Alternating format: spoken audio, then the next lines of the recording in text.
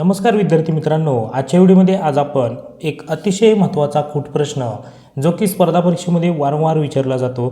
तर पहा, एक माकड 25 मीटर उंचीच्या खांबावर चढत आहे. ते पहिल्या मिनिटाला 3 मीटर चढते व दुसऱ्या मिनिटाला 2 मीटर खाली घसरते. तर त्या माकडाला त्या खांबाच्या टोकावर जाऊन बसण्यास किती वेळ लागेल? तर हा प्रश्न काही सेकंदात कसा सोडवायचा? तर पहा, एकूण किती उंचीचा खांब आहे? तर 25 मीटर. आणि पहिल्या मिनिटाला 3 मीटर चढते आणि दुसऱ्या मिनिटाला जर बघितलं तर 2 मीटर खाली घसरते. म्हणजे इथे 2 क्रिया आहेत. तर सुरुवातीला काय करायचं? तर पहा, एकूण किती मीटर अंतर दिलेलं आहे? 25. 25मधून आपल्याला वजा करायचं आहे पहिल्या मिनिटाची क्रिया. पहिल्या मिनिटाला किती मीटर वरती चढते? तर 3 मीटर. ते त्यामधून वजा करूयात. 25मधून 3 गेले, किती राहिले? 22. आता 22 आल्यानंतर आपल्याला काय करायचं आहे? तर ह्या ज्या 2 क्रिया आहेत, पहिल्या मिनिटाला 3 मीटर चढते व दुसऱ्या मिनिटाला 2 मीटर खाली घसरते. तर 3मधून म्हणजे पहिली क्रिया आणि दुसरी क्रिया यातील फरक घ्यायचा. म्हणजे 3 वजा 2, 3 वजा 2 बरोबर 1. 1ने काय करायचं? तर या 22ला भागायचं आणि गुणिले फक्त काय करायचं? 2 ठेवायचं. 22 पहा, 1ने 22ला भागल्यानंतर 22च येईल आणि 22ने 2ला गुणल्यानंतर 22 दुनी किती येईल? 44.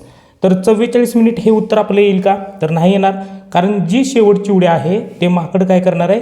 3 मीटरची शेवटची उडी घेतल्यानंतर ते टोकावरतीच जाणार आहे, पुन्हा तो घसरणार नाही. त्यामुळे आपल्याला काय करावं लागेल? तर अधिक 1 करावे लागेल. अधिक 1 का केलं? तर शेवटची जी उडी आहे ती मारल्यानंतर ते माकड त्या टोकावरून खाली घसरणार नाही. याचं उत्तर किती येईल मग? 45 मिनिट. किती येईल उत्तर? 45 मिनिट. आता हा प्रश्न तुम्हाला थोडासा समजवतो. पहा, हा खांब आहे आणि या खांबावरती ते माकड पहिल्या मिनिटाला 3 मीटर वर चढते, बरोबर, आणि दुसऱ्या मिनिटाला मात्र 2 मीटर खाली येते. म्हणजे 2 मिनिटात पहा, 2 मिनिटात ते माकड फक्त 1 मीटर वर चढते. किती? 1 मीटर, बरोबर, 1 मीटर वर चढते. आणि त्यानंतर जर बघितलं आपण 22 मीटर चढण्यासाठी त्याला किती वेळ लागेल मग? 22 मीटर चढण्यासाठी पहा, 22 गुणिले 2 करा, तिरकस गुणाकार. 22 दुनी 44 आणि त्यामध्ये शेवटची एक उडी मिळवा, किती येईल? 45, बरोबर. कारण 22 मीटर चढण्यासाठी त्याला 44 मिनिट लागतात, परंतु शेवटची उडी ते घेणार आहे, त्यासाठी तो 1 मिनिट आपल्याला मोजावा लागेल. म्हणजे उत्तर काय येईल? 45 मिनिट. परंतु या ट्रिक्स पद्धतीने तुम्ही काही सेकंदातच हा प्रश्न सोडवू शकता. सुरुवातीला काय करायचं? या एकूण अंतरामधून पहिल्या मिनिटाची जी क्रिया आहे ती वजा करायची.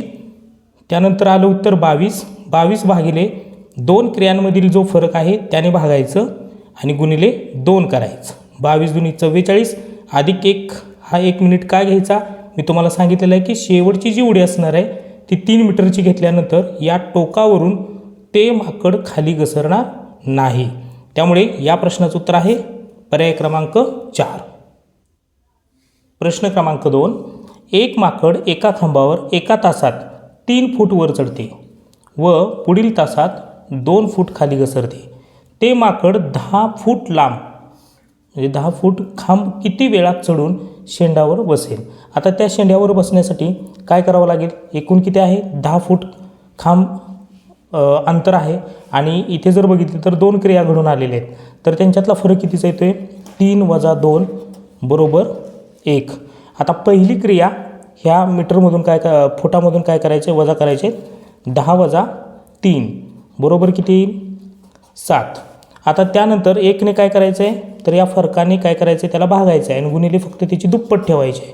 मग 7 दुनी किती झाले? तर 7 दुनी 14 आणि 14मध्ये मी तुम्हाला सांगितलेलं आहे की 1 मिळवा, ठीक आहे. उत्तर येऊन जाईल 15.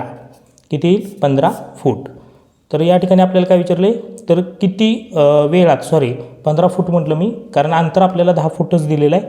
हे 15 मिनिट येईल. किती येईल? या ठिकाणी इथं जर बघितलं आपल्याला तासाचं दिलं. एका तासात 3 फूट वर चढते आणि पुढील तासात 2 फूट खाली घसरते. म्हणजे तासावरती दिलेलं आहे आपल्याला. त्यामुळे उत्तर किती येईल आपल्याला या ठिकाणी? तर 15 तास येईल. तर अशा पद्धतीने आपण सहज व सोप्या पद्धतीने प्रश्न सोडवू शकतो. तुम्हाला मिनिटामध्ये देतील काही वेळेला तासामध्ये देतील. ठीक आहे, तर या पद्धतीने तुम्ही प्रश्न सोडवू शकता. प्रश्न क्रमांक 3. एक माकड एका खांबावर एका तासात 30 फूट वर चढते, परंतु गुळगुळीतपणामुळे ते पुन्हा त्याच तासात 20 फूट खाली येते, तर 100 फूट खांबाच्या शेंड्यावर बसण्यासाठी त्याला किती वेळ लागेल. आता या ठिकाणी आपण खांब जर घेतला तर पहा, तर एका तासात 30 फूट वर चढते, म्हणजे एका तासात 30 फूट वर चढते. किती फूट? 30 फूट. 30 फूट वर चढते आणि त्याच तासामध्ये सांगितलेलं आहे. पहा या ठिकाणी काय सांगितलेलं आहे की त्याच तासामध्ये पुन्हा 20 फूट खाली येते, बरोबर. तर 20 फूट. मग आता इथं काय करायचं आहे, तर इथं जर बघितलं की 100 फूट आहे, म्हणजे एका तासात किती, फक्त या ठिकाणी जर बघितलं आपण तर एका तासात ते किती फूट चढते, 30 फूट वर चढते सांगितलेलं आहे, आणि पुन्हा त्याच तासात 20 फूट खाली येते. तर इथे जर बघितलं आपण तर इथे तास किती झालेले आहेत, फक्त एकच झालेला आहे तास, कारण त्याच तासात म्हटलेलं आहे.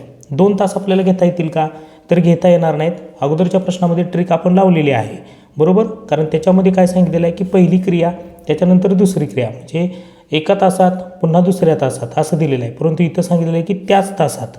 आणि इथे जर बघितलं थोडंसं तर त्याच्यामुळे एका तासात किती जाणार आहे आपण, जास्तीत जास्त त्यांच्यातला फरक पहा 10 फुटाचाच राहणार आहे, बरोबर. एका तासात फक्त 10 फूटच माकडवरती चढणार आहे.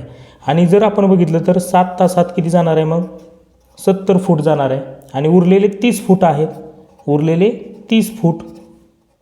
आणि हे जे 30 फूट आहे शेवटी ते काय करणार आहे, एका उडीमध्येच पूर्ण करणार आहे, बरोबर. त्यामुळे 7 मध्ये 1 तास मिळवा, म्हणजे एकूण किती तास होतील, 8 तास. किती होईल, 8 तास. पर्याय क्रमांक 1 हे या प्रश्नाचं उत्तर येईल. जर व्हिडिओ आवडला असेल तर व्हिडिओला लाईक करा, सोबतच चॅनलला सबस्क्राईब करा. भेटूया पुढील व्हिडिओमध्ये. धन्यवाद.